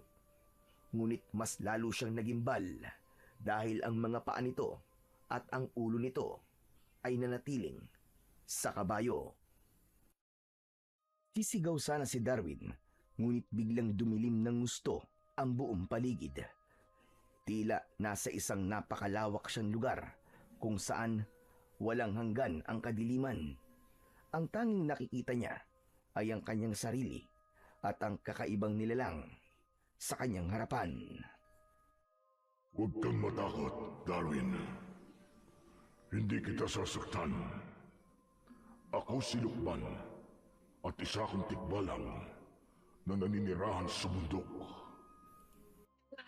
Tikbalang? Hindi. Hindi ito totoo. Nananaginip lang ako. Hindi ka nananaginip. Ang nangyayari ngayon ay totoo. Mamang tikbalang ay Lukban. Kung may nagawa man po akong masama sa inyo, patawarin niyo na po ako. Sabihin niyo po ang pagkakamali ko para hindi ko na po inuulitin. Wala kang nagawang pagkakamali sa akin at sa bundok. Wala ko rito para bigyan ka ng kaparusahan. Ang totoo nga yan ay natutuwa ko sa kabutihan ng iyong puso. Nagagalak ako na may mga tao pa palang kagaya mo na matulungin at may respeto sa lahat. May buhay man o wala. At nahahabag din ako sa iyo. Sa kabila ng iyong kapansanan, ay nagagawa mo pa rin tulungan ang iyong lola. Naaawa ako dahil kahit alam ng mga taong nakapaligid sa iyo na may kapansanan ka, ay sinasaktan at tinutukso ka pa rin nila. Matapos yung sabihin ng tikbalang na si Lukban, ay unti-unti nang gumaan ang pakiramdam ni Darwin. Naramdaman niya kasi ang sinseridad sa bawat salitang binibitiwan nito. Mga salita na noon lamang niya narinig at mula pa sa isang kakaibang nilalang. Maraming salamat po sa inyong malasakit. Pero ganun nga po talaga siguro kapag may kapansanan po ang isang tao. Tampulan po siya palagi ng tukso. Ngunit, hindi dapat ganoon, Darwin. Hindi dahilan ng kapansanan ng isang nilalang upang makaranas siya ng panunukso mula sa iba. Kaya naisip ko na karapat-dapat kang handugan ng isang gantimpala. Ha? Ano pong gantimpala? Ginto po ba? Mga alahas? Hindi ko po tatanggihan ng mga yun kasi paniguradong magiging mayaman na po kami ni Lola. Higit pa sa ginto at alahas ang aking ibibigay sa iyo. Nasa iyo pa rin ba yung sapatos ng kabayo na nakita mo nung tinulungan mo ko sa bundok? Opo. Tinago ko po yun eh. Akala ko nga po sa inyo yun. Pero tinignan ko po ang mga paa nyo kaso kumpleto naman po ang mga sapatos nyo eh. Kunin mo ang bagay na yon at dalhin mo rito. Matapos yung sabihin ng tikbalang na si Lukban, ay bumalik na sa normal ang kadiliman sa paligid. Nagawa na ni Darwin na bumalik sa loob ng kanilang bahay. Kinuha niya ang sapatos ng kabayo at agad niyang binalikan ang tikbalang. Ito na po. Ito na po yung sapatos ng kabayo na sinasabi nyo. Yan. Yan ang gantimpala na aking ipagkakaloob sa iyo. Ano po? Ito po? Pero hindi naman po ako kabayo para gumamit nito eh. Saka kung ibibenta ko naman po to sa junk shop, parang wala pa tong 1 kilo eh. Pero ayos lang po pala, tatanggapin ko pa rin po ito. At iisipin ko na ang bagay po na ito ay patunay na may nakilala po akong tikbalang na kagaya po ninyo. Hindi yan isang pangkaraniwang sapatos ng kabayo, Darwin.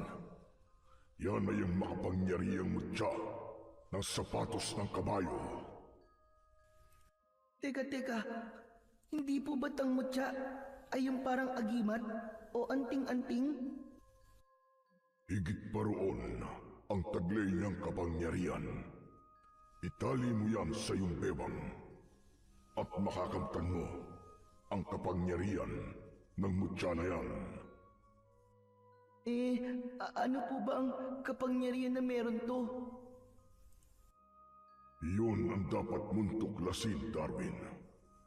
Malaki ang tiwala ko sa iyo na gagamitin mo yan sa kabutihan dahil busilak ang iyong puso. Magsasalita pa sana si Darwin nang bumalik na si Lukban sa pagiging isang kabayo. Ha? Lukman, sagutin niyo po muna ang tanong ko.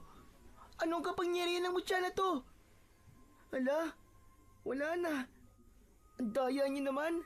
Hindi niyo pa nga sinasabi sa akin eh. Nanatili si Lukban sa pagiging kabayo at wala na siyang nakuwang sagot mula rito. Wala nang nagawa si Darwin kundi ang sundin ang sinabi ng tikbalang. Naghanap siya ng matibay na tali. Nakahanap siya ng mahabang tali na gawa sa abaka at yun ang ginamit niya upang itali ang mutya ng sapatos ng kabayo sa kanyang bewang. Matapos yun, ay bumalik siya sa pagkakahiga sa tabi ng lola niya na mahimbing pa ring natutulog. Nang pumikit na si Darwin, ay hindi pa rin siya makapaniwala sa nangyari sa gabing yun. Pakiramdam niya ay isa lang panaginip ang lahat na may nakilala siyang tikbalang sa katauhan ni Puti na Lukban pala ang pangalan. Kinaumagahan, gaya ng nakasanayan, ay maagang gumising si Darwin. Sandaling nawala sa utak niya ang nangyari kagabi dahil ang una niyang naisip ay ang mga gawain na kailangan niyang gawin sa araw na yon. Wala na sa tabi niya si Lola Biring dahil palagi itong nauunang magising. Bumangon si Darwin, naglakad siya patungo sa kusina at naabutan niya roon si Lola Biring na nagpriprito ng itlog. Naramdaman ng matanda ang presensya ni Darwin, kaya humarap ito. Magsasalita sana si Lola Biring, ngunit natigilan ito. Bumakas ang pagkagimbal sa muka ng matandang babae. Lola, bakit ganyan po ang itsura nyo? May problema po ba? Ang kaliwa mong paa. Ano nangyari sa paa mo? Po, bakit po ba? Yumuko si Darwin upang tignan ang kaliwa niyang paa. Maging siya ay nagimbal sa kanyang nakita. Normal na ang kanyang kaliwang binti at paa. Hindi na yun payat at doon lang niya napagtanto na nagawa niyang makapaglakad ng maayos. Naguguluhang lumapit si Lola Biring kay Darwin. Hinawakan at pinisil-pisil nito ang kanyang binti. Bihira. Isang himala. Paano nangyari ito? Sabihin mo ka, may ininom ka bang gamot o nagpatingin ka ba sa isang albularyo? Ano nangyari sa'yo? Bakit nagkaganyan ang binti mo? Wala po akong ininom na gumot, Lola Biring. Hindi rin po ako nagpagamot sa isang albularyo. Paggising ko po, ganyan na po yan eh.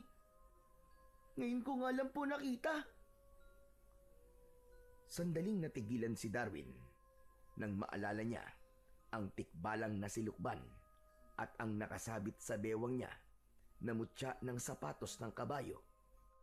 Doon niya nalaman na kaya nakakalakad na siya ng normal ay dahil nasa kanya ang isang makapangyarihang mutya mula sa tikbalang. Nagdesisyon si Darwin na wag munang sabihin sa lola niya ang tungkol sa bagay na yon. Naluwa si Darwin sa labis na kasiyahan. Pakiramdam niya ay nangyari na ang himalang matagal niya nang nais mangyari sa kanya. Hindi ko po talaga alam kung paano po ito nangyari. Pero napakasaya ko po. Magaling na po ang isang binti ko at paa ko, Lola. Magaling na po ako. Hindi na nakapagsalita ang matandang si Lola Biring. Hindi alam ni Darwin kung masaya ba o hindi ang lola niya sa magandang pangyayaring yon. Pero nang sandaling yon, ay hindi na yon binigyan ng pansin ni Darwin dahil mas lamang ang kasiyahan na kanyang nararamdaman. Mabilis na kumalat sa buong baryo ang tila himalang nangyari kay Darwin. Marami ang nagtanong sa kanila ni Lola Biring kung paanong biglang gumaling ang pagiging pilantod ni Darwin at iisa lang ang naging kasagutan nila.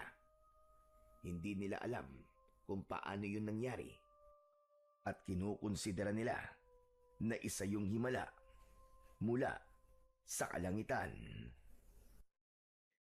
Isa sa mga naging masaya sa paggaling ni Darwin ay walang iba kundi ang kaibigan niyang si Rodel. Hindi ito makapaniwala na makapaglalaro na sila nito ng habulan at makakaakyat na sila ng magkasama sa mga puno. Habang si Puti ay nananatiling normal na kabayo sa paningin ng lahat. Ngunit para kay Darwin ay hindi na isang kabayo si Puti dahil batid niya na isa tong makapangyarihang tikbalang na siyang dahilan ng kanyang paggaling. Habang pababa si Darwin ng bundok kasama si Puti, ay kinausap niya ito. Puti, maraming salamat ha. Kasi ipinagkaloob mo sa akin ng mutya ng sapatos ng kabayo. Sa totoo lang, hindi ko na inisip na darating ang araw na makakalakad ako ng normal eh. Ganito pala ang pakiramdam kapag walang problema ang mga paa at binti, no? Grabe, napakadaling makapunta sa mga lugar na gusto kong puntahan. Hindi ako nahihirapan maglakad. Hindi nangangalay yung isa kong paa. Nagulat si Darwin nang nag-anyong tikbalang si Puti. Tumapon ang mga gulay dahil doon. Hala, Puti, bakit ka naman naganyang tikbalang nang wala ka man lang pasabi? Tignan niyo po. Lagot, kumalat na ang mga gulay. Tepok ako nito kay Lola. Paumanhin. Ngunit nais lang kitang makausap sa pagkakataong ito.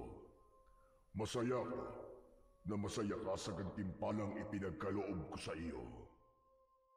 Opo, sobrang saya ko po talaga. Hindi niyo na po alam. Hindi po kasi ako makapaniwala na makakalakad pa ako ng normal eh. Karapat-dapat ka sa gantimpalang yan. Ganyan ang nararapat sa mga kagaya mo na may mabubuting puso. Ngunit, nais ko lang ipaalam sa iyo na hindi lang ang paggaling ng iyong kapansanan ang kayang gawin ng mutya ng sapatos ng kabayo. Talaga po? Ano pa po? Pwede po bang sabihin niyo muna sa akin kasi baka bumalik na naman kayo sa pagiging kabayo nang hindi pa po nasasagot ang tanong ko, kagaya po nung una. Batid ko ang hindi magandang nangyayari sa inyong baryo ngayon. Alam ko na may isang aswang ang naghahasik ng lagim at ramdam ko ang takot mo at ng mga kababaryo niyo sa nilalang na yon. Tama po kayo. Nakakatakot po kasi wala kaming proteksyon ni Lola mula sa aswang. Hindi po kasi naniniwala si Lola sa aswang, kaya hindi po siya nagsasaboy ng asin sa paligid ng bahay namin. Ang asin ay pansamantalang proteksyon lamang sa aswang. Ngunit tandaan mo, Darwin, ang pinakamalakas na proteksyon laban sa aswang ay nasa iyo na. Ang putya po ba ng sapatos ng kabayo ang tinutukoy nyo? Tama ka. Magagamit mo yan sa pakikipaglaban sa aswang na yun, Darwin. Ano po? Bakit kailangan ko pong makipaglaban? Hindi po ako marunong makipaglaban lalo na po sa isang aswang. Kaya mo, Darwin. Lalo na't nasa iyo ang isang makapangyarihang mutya. Maniwala ka lamang sa iyong sarili at ako na ang nagsasabi sa iyo na magagawa mo ang mga bagay na akala mo ay hindi mo kaya. Pero Lukban, Hindi na nagawang tapusin ni Darwin ang kanyang sasabihin dahil sa isang kisap mata ay naging puting kabayo na muli si Lukban. Alam niya na kahit na anong tanong ang gawin niya ay wala na siyang makukuwang kasagutan mula sa tikbalang, kaya inayos niya na ang mga nagkalat na gulay. Ibinalik niya ang mga yon sa tiklis at saka sila muling naglakad ng kabayo pababa sa bundok. Simula nang malaman ni Darwin na magagamit din niya ang mutya ng sapatos ng kabayo sa pakikipaglaban sa aswang, ay nagkaroon siya ng takot. Palagi niya kasing iniisip na sa kabila ng pagkakaroon niya ng makapangyarihang mutya, ay hindi naman niya alam kung paano yun gamitin pagdating sa pagprotekta sa kanyang sarili at sa ibang tao. Isang umaga, nakaupo si Darwin sa upuang nasa likod ng kanilang kubo. Nakatingin lang siya kay Puti habang malalim na nag-iisip. Nagulat si Darwin nang biglang tumabi si Rodel sa kanya. Natawa ito nang magulat siya. grabe ka, ang lalim naman ang iniisip mo, Darwin. Ang dali mo tuloy gulatin. Ano ba kasing iniisip mo? Yung mga nangyayari sa akin sa mga nakalipas na araw. Hindi pa rin kasi ako makapaniwala na nakakalakad na ako ng maayos ngayon. Alam mo, nagtataka rin ako kung paano ka gumaling eh. Umamin ka nga sa akin. May pakiramdam kasi ako na alam mo naman talaga ang sagot pero ayaw mo lang sabihin eh. Wala akong nililihim sa'yo, no? Sus, kilala kita. Alam ko kapag hindi ka nagsasabi ng totoo. Ano bang ginawa mo, ha? Siguro ikaw, nakipagkasundo ka sa demonyo, no? Uy, grabe ka naman sa akin. Kahit gusto kong makalakad, hindi ako makikipagkasundo sa demonyo, no? Eh ano nga ba kasing dahilan kung bakit gumaling ka? Sabihin mo na kasi. Hindi mo talaga ako titigilan hanggat hindi ko sinasabi sa'yo, no? Hindi talaga. Kaya kung ako sa'yo, sabihin mo na ngayon sa akin. Sige ka. Kahit hanggang mamayang gabi, hindi talaga ako aalis dito. Oo na nga, sasabihin ko na sa'yo. Kailangan ko rin kasi ng may mapagsasabihan nito eh. Pero mangako ka sa akin, Rodel ha. Mangako ka na wala kang pagsasabihang iba sa mga nalalaman mo sa akin. Oo, sige, pangako. Wala akong pagsasabihan na kahit na sino. Kahit kay nanay at tatay, hindi ko sasabihin. Sige, sasabihin ko na sa'yo. Ang totoo niyan, si Puti ang may kagagawan kung bakit nakakalakad na ako ngayon ng maayos. Ano? Paano si Puti? Hindi ba kabayo lang naman siya? Yun ang akala mo. Pero hindi talaga kabayo si Puti. Isa siyang tikbalang na ang pangalan ay Lukban. Ipinagkaloob niya sa akin ng mutya ng sapatos ng kabayo na kapag nakatali sa bewang ko ay nakakalakad ako ng normal. Sandaling tumayo si Darwin, itinaas niya ang kanyang damit upang ipakita rito ang mutya ng sapatos ng kabayo na nakatali sa bewang niya. Wow! Ang astig naman yan! Ganyan lang ba ang reaksyon mo? Hindi mo ba ako tatawanan kasi hindi ka panipaniwala ang mga sinabi ko sa'yo? Wala naman ako magagawa kundi ang maniwala kasi na sinabi mo eh. Pero totoo kasi ang mga mutya. Hinamatay kong lolo, meron din siya mutya kaya napakahaba ng buhay niya eh. Nagsawa na nga lang yata siyang mabuhay eh, kaya itinapon na lang niya yung mutya. Tapos, doon siya nagsimulang manghina hanggang sa mamatay na siya. Pero natatakot kasi ako sa isa pang kayang gawin ng mutya na meron ako eh. Alam mo Rodel, ang sabi sa akin ni Lukban, pwede ko daw itong gamitin sa pakikipaglaban sa aswang. Ito raw ang magiging proteksyon ko. Talaga? Ano namang nakakatakot dun? Ayaw mo ba nun? May proteksyon ka sa aswang na namemerwisyo dito sa baryo natin? Yung proteksyon, gusto ko yun. Pero yung makipaglaban ako sa aswang, parang hindi ko yata kaya yun. Natatakot ako eh. Sa bagay, may punto naman yung sinabi mo. Pero isipin mo na lang na hindi ibibigay ang mutya sa'yo kung alam ng tikbalang na hindi mo kayang makipaglaban. Kung ayaw mo niyan, ibigay mo na lang sa akin. Ako na lang ang makikipaglaban sa aswang. Tapos, uunahin ko si Waldo. Total, mukha rin naman siyang aswang eh. Puro ka talaga kalokohan eh. Eh di kung ibibigay ko tong mutya sa'yo, magiging pilantod na ulit ako. Ay, oo nga pala no. Eh di sa'yo talaga yan. Saka, magdasal ka na lang na hindi kayo atakihin ng lola mo ng aswang. Nang sa ganun, hindi mo kailangan makipaglaban, di ba? Tama ka, Rodel. Sana nga ay hindi kami atakihin ng aswang. At sana ay umalis na ang mga aswang na yun dito sa baryo natin. Baka kasi kapag nagtagal pa siya rito, ay madagdagan pa ang magiging biktima niya eh.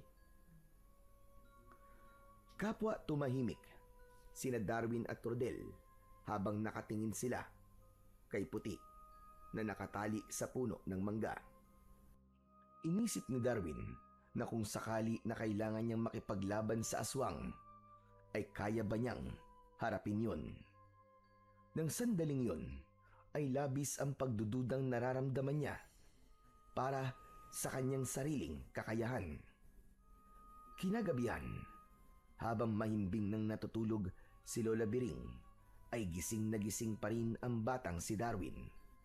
Nang dahil sa kanyang pag-iisip, ay hindi siya dinadalaw ng antok. Maya-maya pa ay napapitlag si Darwin nang may bumagsak na kung ano sa kanilang bubong.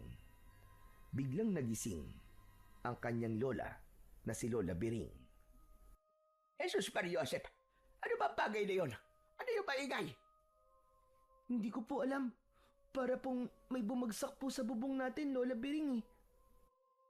Ako, Diyos ko po, baka magnanakaw na yun ah. Umanda siya sa akin. Hindi siya uubra kahit matanda na ako. Tatagpasin ko talaga ang leg niya. Sandali nga. Lola Biring, ano pong gagawin niyo? Ay ano pa ba? Lalabas ako at ipapakita ko sa magnanakaw na yon na malimbahay ang napili niyang pasukin. Lola, wag na po kayo lumabas. Baka mamaya po aswang yun eh. Tigilan mo na nga ako sa kakaaswang-aswang mo. Tumigil ka. Sinabi lang hindi totoo mga aswang. Dito ka lang, huwag kang aalis. At kahit talo mangyari, ay huwag na huwag kang lalabas ng bahay. Nagkakaintindihan ba tayo? Pipigilan pa sana ni Darwin si Lola Biring. Pero bumangon na ang matanda. Nagtungo ito sa kusina at kinuha ang matalas na itak na nakasabit sa dingding. Matapos yun, ay lumabas na nga si Lola Biring ng bahay. Maya-maya pa ay narinig ni Darwin ang matapang na pagsigaw ng kanyang lola. Hoy! Ikaw! Kung sino ka bang nandyan sa bubong ng bahay namin, ay bumaba ka rito! Harapin mo ako! Huwag kang tuwag! Siraulo ka! Tignan natin kung umubra ka sa itak ko! Madali ka! Bumaba ka dyan! At harapin mo ako! Hindi ako natatakot sa'yo! Bumaba ka dyan! Huwag kang duwag!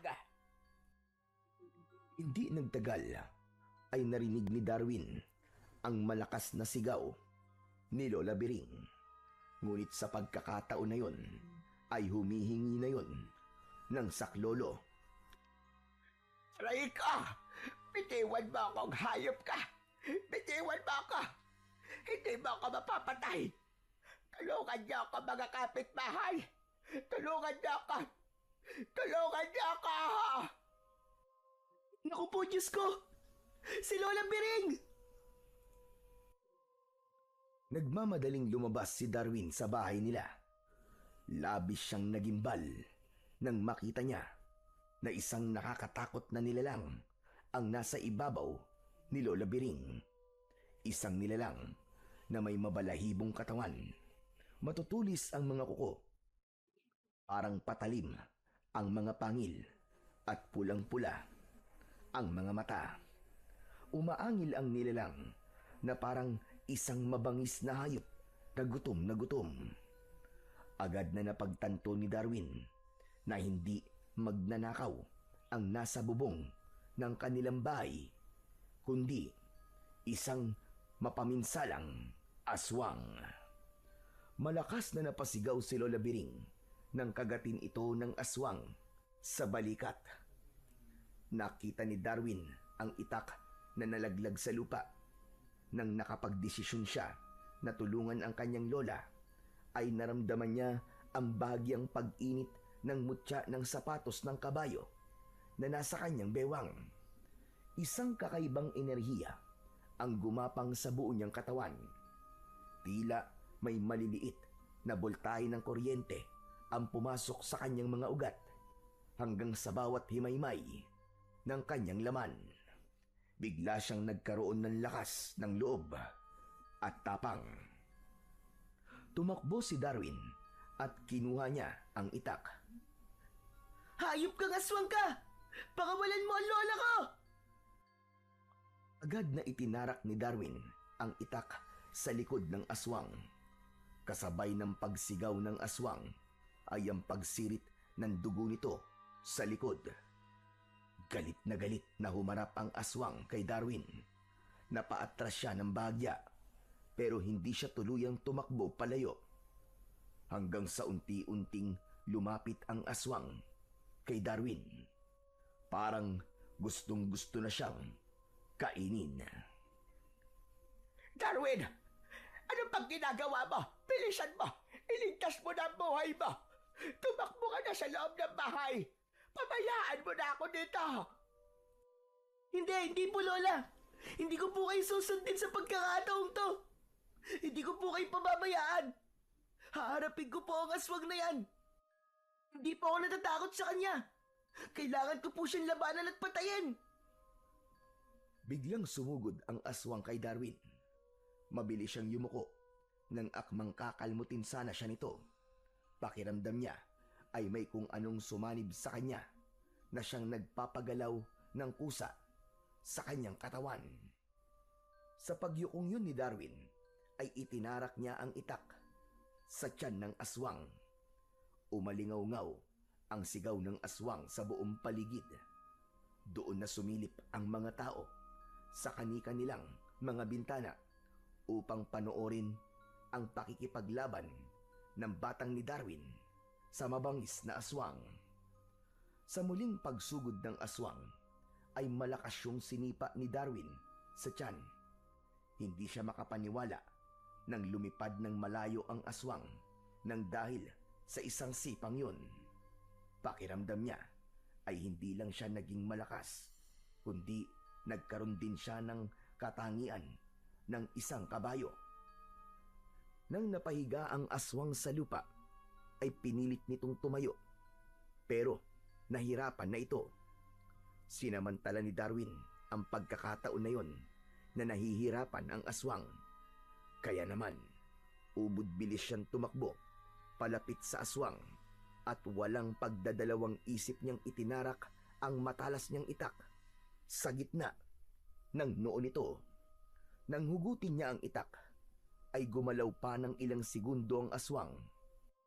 Kaya naman, mabilis niyang itinarak ang itak direkta sa puso nito hanggang sa tuluyan na yung binawian ng buhay. Doon na lumabas ang mga tao sa kani-kanilang mga bahay at masayang pinalakpakan ang ginawang yun ni Darwin. Bakas sa mukha ng mga yon ang pagkamanga, habang ang iba naman ay hindi makapaniwala na ang dating batang pilantod at inaasar-asar lang at laging sinasaktan ay siya palang tatapos sa buhay ng aswang. Agad namang nilapitan ni Darwin si Lola Biring. Tinulungan niya ang matanda na makatayo at dinala niya ito sa loob ng kanilang kubo. Inihiga niya ito sa sahig na kawayan. Lola, sandali lang po ah. Dito lang po kayo. Kukuha lang po ako ng panlinis sa sugat niyo sa balikat. Sandali lang po, mabilis lang po ako. Teka, apo. Babaya mo na gawin yan. Hindi naman malalim ang aking sugat. Kaya ayos lang ako. Pero Lola, baka ma-infection po ang sugat niyo eh. Delikado po. Ayos lang ako. Hayaan mo muna. Gusto ko lang sabihin sa'yo na narinig ko ang pag-uusap niyo ng kaibigan mo si Rodel tungkol sa isang tikbalang na nagbigay sa'yo ng makapangyarihang butya. Alam ko na ang butya na yon ang dahilan kung bakit mo natalo ang aswang at kung paano ka gumaling sa iyong kapansanan. Apo, bakit hindi mo sinabi sa akin ang tungkol sa bagay na yon? Alam niyo na po. Sorry po Lola. Kasi po, hindi ko po alam kung anong magiging reaksyon niyo eh. Natatakot po ako sa inyo na baka kung ano pong gawin niyo po sa akin at sa mutya. Kung ganun pala, ay may takot ka nang nabuo sa akin. Ay nako, mali pala talaga ang naging paraan ko para tumapang ka, Darwin apo. Imbis na tapang pala, ay takot ang nagkaroon ka. Po, ano po bang ibig niyong sabihin, Lola Biring? Hindi ko po kayo maintindihan eh. Ang totoo niyan, apo. Kaya ako nagiging mahigpit sa'yo at naging matigas ang puso ko, ay naisip ko na yun lamang ang tanging paraan para maging matapang ka. Pinahirapan kita kasi naniniwala ko na kapag gano'n ang aking ginawa, ay maiisip mo na sadyang hindi madali ang buhay at wala kang magagawa kundi ang lumaban at protektahan ang sarili mo. Nagkamali ako. Patawarin mo ko, aking apo. Patawan kung huli na nang mapagtanto ko na mali ang paraan na aking ginawa para maging matapang ka sa pagharap sa napakalupit na realidad ng buhay. Pero maniwala ka, apo. Maganda ang aking intensyon, ngunit hindi naging maganda ang aking pamamaraan para gawin kang matapang. Maniwala ka, apo. Patawarin mo ako. Pagkatapos ng revelasyong yun ni Lola Biring, hindi na napigilan pa ni Darwin ang pagtulo ng kanyang mga luha. Maigpit niyang niyakap ang kanyang lola. Hinaplos naman ni Lola Biring ang likod ng kanyang apo habang patuloy ito sa pag-iyak. Patawarin mo ko, Darwin, apo. Patawarin mo ko. Ako ang dapat nagbigay ng pagmamahal na nararapat mong tanggapin. Pero hindi ko ibinigay yun sa'yo. Patawad kung kinailangan mong maranasan ang mga ganong pagpapahirap sa mura mong edad. Patawarin mo ako, apo. Tahan na po, Lola Biring, tahan na po. Pero Lola Biring, salamat po kasi sinabi niyo po yan sa akin. Kaya ngayon, nauunawaan ko na po kayo. Alam niyo po na hindi magiging mabait ang mundo sa mga kagaya ko na may kapansanan. Pero hindi pa po yan lahat, Lola. Pwede naman po tayo magsimula ulit eh. Saka, wag po kayo mag-alala. Hindi po ako galit sa inyo. Pinapatawad ko na rin po kayo. Diyos ko, maraming salamat, apo. Napakabait mo talaga, bata. Nangangako ko sa iyo na simula sa gabing ito, apo, ay hindi na kita paihirapan pag muli. Ibibigay ko na sa iyo ang pagmamahal na dapat ay noon ko pa ibinigay. Maraming salamat sa pagliligtas mo sa aking buhay, apo. Sa kabila ng kalupitan ko sa iyo, ay hindi ka nagdalawang isip na iligtas ako mula sa aswang. Maraming salamat, apo. Utang ko sa iyo ang aking buhay. Wala na po yun, Lola. Tapos na po. Tsaka syempre po, hindi naman po kita pwedeng pabayaan eh. Lola po kita. At mahal na mahal po kita, Lola. Salamat, apo. Mahal na mahal din kita. Halos ayaw nang humiwalay ni Darwin sa pagkakayakap sa kanyang lola dahil noon lang niya yon nagawa. Kahit patuloy ang pagpatak ng kanyang mga luwa, ay nakangiti siya. Labis ang kasiyahan na kanyang nararamdaman dahil alam niya na magiging maganda na ang mga susunod na araw niya sa mundo. Simula noon ay marami nang humanga kay Darwin dahil sa pagkakapatay niya sa aswang na matagal nang nagpapahirap sa kanilang lugar. Ngunit matapos ang tagumpay na yon, ay biglang naglaho ang kabayong si Puti at kasama nitong nawala ang mutya ng sapatos ng kabayo. Hindi na muling nagpakita si Lukban. Ngunit laking gulat ni Darwin dahil nanatiling normal ang kanyang paglalakad kahit wala na sa kanya ang makapangyarihang mutya. Para bang iniwan sa kanya ng tikbalang ang isang regalo na hindi na kailanman mawawala. Upang hindi na mahirapan si Darwin, inilipat ni Lola Biring ang taniman ng gulay sa likod ng kanilang bahay at ibinenta nito ang lupa nila sa bundok. Bumalik na rin si Darwin sa pag-aaral at sa pagkakataon na yon ay wala na siyang ibang hihilingin pa. Habang buhay siyang nagpapasalamat kay Lukban dahil ito ang naging daan ng malaking pagbabago sa kanyang buhay at siyang dahilan kung bakit natutunan niyang tumayo sa sarili niyang mga paa.